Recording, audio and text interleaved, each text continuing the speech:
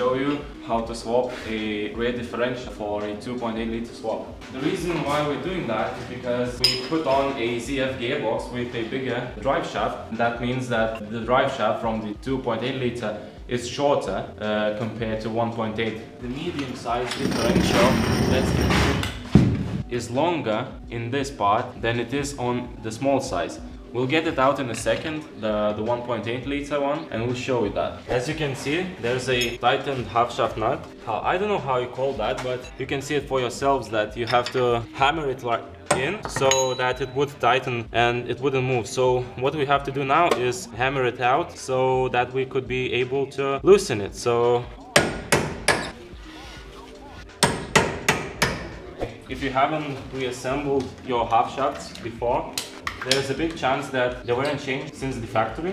It will be really fucking hard to take them out. So what I did is you take a whole trailing arm out with half shaft. You loosen the half shaft from the differential. You take all the arm out. What you do is you unbolt it. You fill this area with a brake fluid and you leave it for the night and you continue the job tomorrow, and then it's a lot easier to take it out. You have to be really careful so you don't break the shaft. You'll just expand it and you won't be able to tie it on.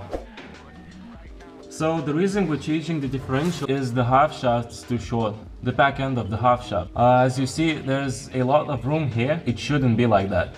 I'm tightening the bolts of the half shaft, and my friend is using the handbrake so that they wouldn't move. The trap. Okay, now put it back up. So we'll have to loosen the sway bar as well. As you see, it already moves out.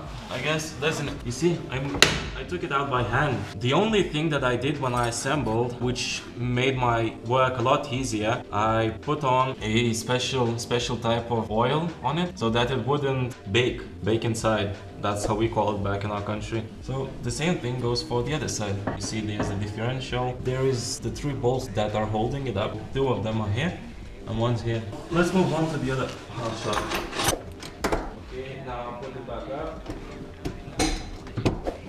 Same goes for this one, taken off by hand.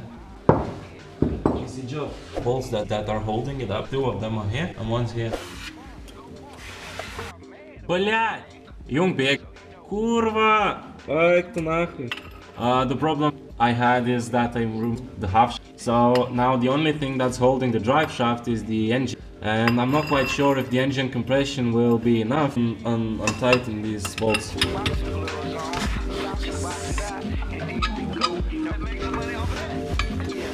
As we can see, my differential is leaking, so my reassemble job was not good. Shit.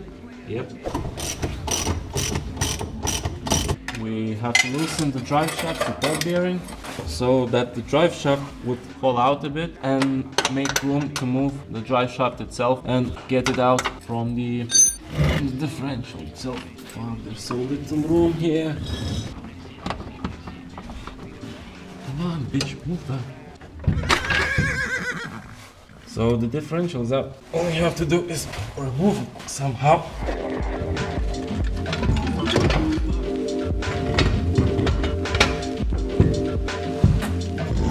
So the main measurement goes here. As you see, it's 7 centimeters. This one is 10 centimeters, as I said, longer, this one. That's the main problem. Those differences in lengths is the main problem why the drive shaft is too short. So we have to swap it. Now what we have to do is measure the drive shaft, take it out, change the support bearing, put it back in, bolt everything back in, and that's it. I leave the half shafts for next episode. Mark it the way that you will remember and assemble it correctly. The better you do, the less the possibility that it will make vibrations, noise, or anything else. Doesn't want to move. See, that's what can happen if you don't change it. Of course, I damaged it while I removed it since I hammered it here. Remove the ring. Of course, I had to damage something. That's a dust cover for the support beam. As you see, I bent it here, so that's not good. We have to straighten it out. Now what we have to do is we have to remove the bearing itself, and as always it has to be a pain in the ass. Remove the drive shaft, make matching marks to the front and the rear drive shaft sections, loosen the clamping sleeve and fully pull the drive shaft sections apart, remove rubber bushings, washer. We're not taking off the washer, the manual says. That's the reason I had to hammer the drive shaft out. I'll do it different when we're taking it out, so that we will do it according to the manual.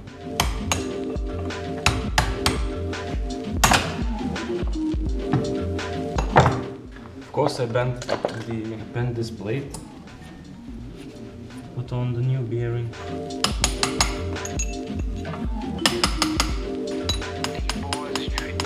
Now what we have to do is we have to straighten out the plate. That's it. I've just put on a dust cover for the support bearing. All what's left is to put on this pressure ring. That's your bearing changed.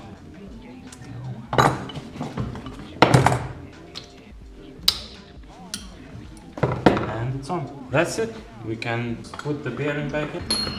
The drive shaft back in. That's it. We can put the drive shaft back. That's it. We can put the drive shaft back in. Yes, the mark is here. So that's it.